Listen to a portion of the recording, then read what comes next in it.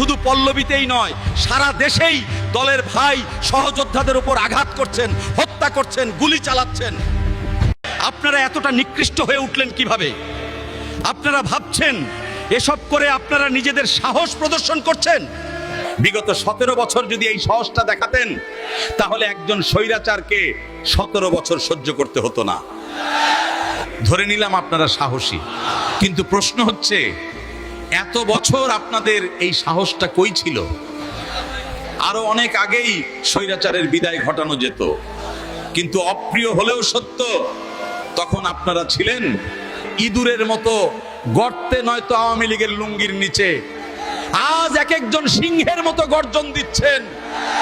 আসলে আপনারা হচ্ছেন ছাল নাই কুত্তার বাঘা নাম প্রবাদের মতো।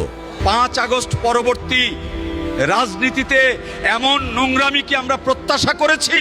আপনারা কি দলকে সত্যি সত্যি ভালোবাসেন? আপনারা কি সত্যিকার অর্থে বিএনপির নীতি আদর্শ বুকে লালন করেন? আমি স্পষ্ট ভাষায় বলতে পারি, আপনারা দলের নীতি আদর্শ কি তা নিজেরাও জানেন না। যদি জানতেন, তাহলে দলের দুর্নাম হয় এমন কর্মকাণ্ডে কখনই জড়িত হতেন না। এখনো সময় আছে, বিতর্কিত কর্মকাণ্ড থেকে বিরত থাকুন। তাই আসুন 5 আগস্ট পরবর্তীত বাংলাদেশে সুন্দর পরিচ্ছন্ন রাজনীতির চর্চা করি। ভালো মানুষ, মেধাবী, যোগ্যদের যথাস্থানে আসার সুযোগ করে দিই।